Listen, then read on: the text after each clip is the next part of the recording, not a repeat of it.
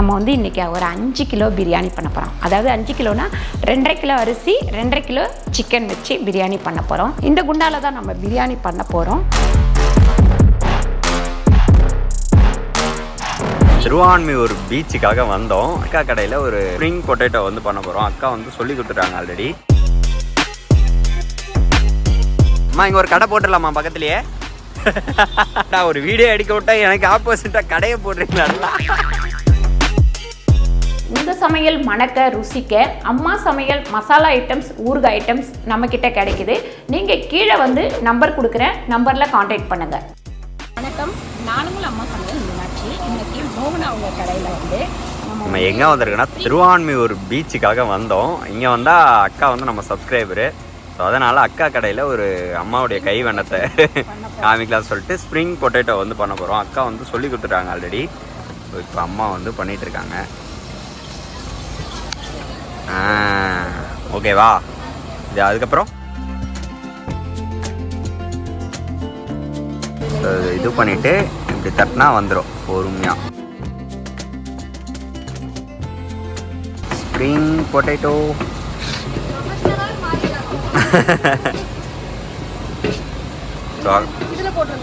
அதில் போடணுமா? அவங்க கூட வந்து 2 பேர் இருக்காங்க. அப்புறம் உங்கள் நேம்? செலியனும் பரத். ஸோ அந்த அக்கா கூட 2 பேர் ஹெல்ப் பண்ணிகிட்ருக்காங்க. இப்போ அதிலேருந்து எடுத்து அப்படியே இதில் போட்டுருணும். அதுக்கப்புறம் வந்து பார்த்திங்கன்னா இங்கே மசாலாஸ்லாம் வச்சுருக்காங்க இந்த அக்கா. அது போட்டு மயோனஸ் போட்டு தந்துடுவீங்க. அவ்வளோதான் அக்கா. இது எவ்வளோ? 50 ருபீஸ் ஆகுன்னு. சூப்பர். டெய்லி இருக்குமா உங்கள் கடை? ரெகுலர். இப்படி பண்ணிடணும் கடைசியாக கொந்தி வச்சு சாப்பிட்றணும். சூப்பர். அங்கே வருங்க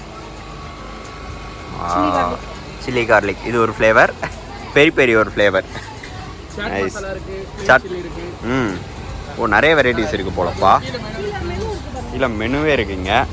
ஸோ நீங்கள் திருவான்மியூர் வந்தீங்க அப்படின்னா எம்எம்எம் ஸ்நாக்ஸ் மோகனா அக்கா கடைக்கு வந்து டேஸ்ட் பண்ணிவிட்டு எப்படி இருக்கு ஸோ நீங்கள் வந்து கீழே கம்மணும். அம்மா வந்து அம்மா இங்கே ஒரு கடை போட்டுடலாமா பக்கத்துலேயே? மோகனா அக்கா யோசிக்காம வேண்டா ஒரு வீடியோ எடுக்க விட்டா எனக்கு ஆப்போசிட்டாக கடையை போடுறீங்களாடா.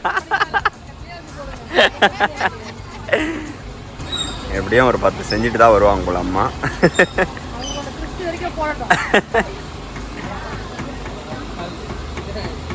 நம்ம வந்து இன்றைக்கி ஒரு 5 கிலோ பிரியாணி பண்ண போகிறோம். அதாவது 5 கிலோனா 2.5 கிலோ அரிசி 2.5 கிலோ சிக்கன் வச்சு பிரியாணி பண்ண போகிறோம். ஆல்ரெடி நிறைய பிரியாணி பண்ணுறது எல்லா வீடியோவும் நான் போட்டிருக்கேன். இது ஒரு 5 கிலோ பண்ணணும் அப்படின்றவங்களுக்கு இந்த பிரியாணி வந்து நீங்கள் பார்த்தீங்கன்னா கரெக்டாக இதே அளவில் நீங்கள் பண்ணிடலாம். இங்கே பார்த்தீங்கன்னா வெங்காயம் வந்து பார்த்திங்கன்னா 1.25 கிலோ வச்சுருக்கேன். ஏன்னா 1 கிலோவுக்கு 1/4 கிலோ வெங்காயம் கணக்கு பண்ணிக்கோங்க. 2 கொத்தமல்லி கட்டு வந்து நான் வந்து நல்லா ஆஞ்சி தண்ணியில் போட்டு வச்சுருக்கேன். தக்காளி பார்த்திங்கன்னா ஒரு 3/4 கிலோ தக்காளி. அதாவது 1/4 கிலோ வெங்காயம் போட்டிங்கன்னா 150 தக்காளி போட்டால் போதும். இங்கே பட்டை லவங்கம் அதெல்லாம் வந்து ஒரு பீஸ் அப்படி தான் கணக்கு பண்ணி வச்சுருக்கேன். ஏன்னா நம்ம பிரியாணி மசாலா போட போகிறோம்.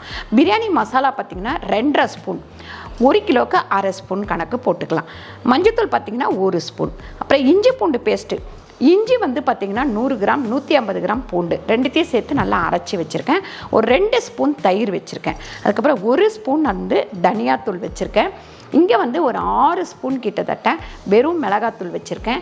4 ஸ்பூன் தனி மிளகாத்தூள் வச்சுருக்கேன். இது எல்லாத்தையும் போட்டு நம்ம மிக்ஸ் பண்ணி ஃபஸ்ட்டு ஊற வைக்க போகிறோம். இந்த குண்டால தான் நம்ம பிரியாணி பண்ண போகிறோம். அதுக்கு முன்னாடி நம்ம இந்த சிக்கனை வந்து இதில் சேர்த்துக்கலாம். இது வந்து 2.5 கிலோ சிக்கன். இது வந்து எத்தனை பேர் சாப்பிடலாம்? இது கிட்டத்தட்ட நம்ம 5 கிலோ பண்ணுறோம் இல்லையா, ஒரு 20 பேர் சாப்பிட்லாம்ப்பா. 20லேருந்து 25 பேர் சாப்பிட்லாம். அதாவது நார்மலாக சாப்பிட்றதுன்னா 25 பேர், நல்லா சாப்பிடுவாங்க அப்படின்னா 20 பேர். பிரியாணினாலே நல்லா தான் சாப்பிடுவாங்க. அப்போ 20 பேர்.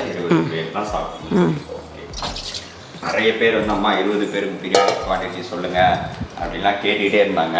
ஸோ பரவாயில்ல. இப்போ ஃபஸ்ட்டு வந்து இதில் இஞ்சி பூண்டு பேஸ்ட்டு சேர்த்துக்கலாம். அதுக்கப்புறம் இந்த தனியாத்தூள் 1 ஸ்பூன், மஞ்சத்தூள் 1 ஸ்பூன், அப்புறம் பிரியாணி மசாலா. இந்த பிரியாணி மசாலா சேர்க்குற தொட்டு நான் பட்டை லவங்கம் அதெல்லாம் வந்து கம்மியாக தான் வச்சுருக்கேன். 2.5 ஸ்பூன் பிரியாணி மசாலா, 6 ஸ்பூன் வெறும் மிளகாத்தூள், ஒரு 4 ஸ்பூன் காஷ்மீரி மிளகாத்தூள். அதுக்கப்புறம் பார்த்திங்கன்னா தயிர் வந்து பார்த்திங்கன்னா ஒரு 2 ஸ்பூன். இது எல்லாத்தையுமே போட்டுட்டு உப்பு சேர்த்துக்கலாம். பாருங்கள். இப்போ இதில் வந்து நான் வந்து 2.5 ஸ்பூன் அளவுக்கு உப்பு சேர்க்குறேன். தண்ணியில் வந்து நம்ம ஒரு 1.5 ஸ்பூன் சேர்த்துக்கலாம். பாருங்கள், மிக்சியில் இஞ்சி பூண்டு அரைச்சேன், அதை வந்து அந்த தண்ணி இந்த அளவுக்கு பெரட்டி எடுத்து ஒரு கிண்ணத்தில் வச்சுக்கலாம். நம்ம அப்புறமா எடுக்கும் போது பார்த்திங்கன்னா இந்த சிக்கனில் உள்ள தண்ணியெல்லாம் சேர்ந்து வடிஞ்சு இருக்கும். இப்போ வந்து எண்ணெய் வந்து பார்த்திங்கன்னா ஒரு 150 கிராம் எண்ணெய் ஊற்றிக்கலாம். ஒரு 100 கிராம் வந்து நெய் ஊற்றிக்கலாம். இப்போ 1 கிலோ செய்கிறீங்க அப்படின்னா ஒரு 2 ஸ்பூன் நெய், ஒரு 4 ஸ்பூன் எண்ணெய் அந்த கணக்கில் ஊற்றிக்கங்க. பாருங்கள், இதில் பட்டை, லவங்கம், ஏலக்காய் இந்த மாதிரி போட்டுக்கலாம். அதுக்கப்புறம் இந்த வெங்காயத்தை வந்து இதில் போட்டுக்கலாம். இதில் வந்து ஒரு 2.5 ஸ்பூன் அளவுக்கு உப்பு சேர்த்துக்கலாம். இது எதுக்குன்னு பார்த்திங்கன்னா நம்ம வந்து அரிசிக்கு இந்த வெங்காயம், தக்காளி இதுக்கெல்லாம் நம்ம வந்து மசாலா போடும்போதே சிக்கனுக்கும் சேர்த்து அதில் போட்டாச்சு. இந்த வெங்காயம் வந்து நல்லா வதங்கட்டும். பாருங்கள், வெங்காயம் வந்து இந்த அளவுக்கு நல்லா வதங்கிடணும். வதங்கினதுக்கப்புறம் இந்த தக்காளியை சேர்த்துக்கலாம். நம்ம தக்காளி சேர்த்த உடனே நம்ம இந்த புதினாவும் சேர்த்துக்கலாம். பாருங்கள், வெங்காயம், தக்காளி, அதுக்கப்புறம் புதினாலாம் நல்லா இந்த மாதிரி வதங்கினதுக்கப்புறம் இந்த மசாலா போட்டு வச்சுருக்கோம் இல்லைங்களா, இந்த சிக்கனை வந்து இதில் சேர்த்துடலாம். நம்ம இந்த மாதிரி செய்யும் போது மசாலா ஊறி சிக்கன் வந்து நல்லா டேஸ்ட்டாக இருக்கும், பிரியாணியும் வந்து நல்லா டேஸ்ட்டாக இருக்கும். பாருங்கள், இப்போ இதில் வந்து தண்ணி ஊற்றிக்கலாம். 1க்கு 1.5 கணக்கு பண்ணி தண்ணி ஊற்றிக்கோங்க.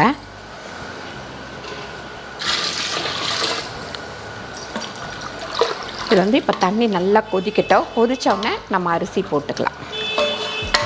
பாருங்கள், இந்த மாதிரி ஊற வச்சுட்டு நம்ம வந்து சிக்கனை நல்லா ஊற வச்சுட்டு பண்ணும்போது நல்லா மசாலா வந்து சிக்கனில் பிடிச்சிருக்கு. பாருங்கள், இது வந்து நான் 1 மணி நேரத்துக்கு முன்னாடியே நல்லா ஊற வச்சுட்டேன். கழுவிட்டு ஊற வைக்கணும், எப்பவுமே ஊற வச்சுட்டு கழுவக்கூடாது. இப்போ இந்த மாதிரி நுர கட்டி இருக்கும் போது நம்ம வந்து அரிசியை போட்டுக்கலாம். தண்ணி வந்து நல்லா வடிச்சிட்டு போட்டுக்குங்க.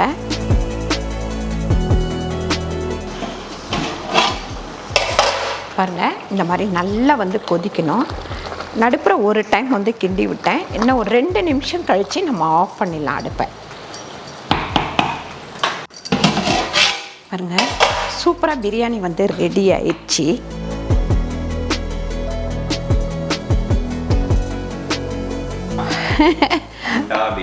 குண்டா பிரியாணி அப்பா ரெடி ஆயிடுச்சுப்பா. கொத்தமல்லியோட ரேட்டு வந்து கிட்டத்தட்ட தங்கம் மாதிரி இருக்குது, அதனால் கொத்தமல்லி வந்து போடலை. சூப்பரான பிரியாணி வந்து ரெடி ஆயிடுச்சு. கண்டிப்பாக இதே அளவில் நீங்கள் ட்ரை பண்ணி பாருங்கள். ட்ரை பண்ணி பார்த்துட்டு கீழே கமெண்ட் பண்ணுங்கள் எப்படி வந்தது அப்படின்னு சொல்லிட்டு. இந்த வீடியோ உங்களுக்கு பிடிச்சிருந்தால் லைக் பண்ணுங்கள், ஷேர் பண்ணுங்கள், சப்ஸ்கிரைப் பண்ணுங்கள், ஃபேஸ்புக்கில் ஷேர் பண்ணுங்கள், மறக்காமல் கமெண்ட் பண்ணுங்கள். நன்றி, வணக்கம்.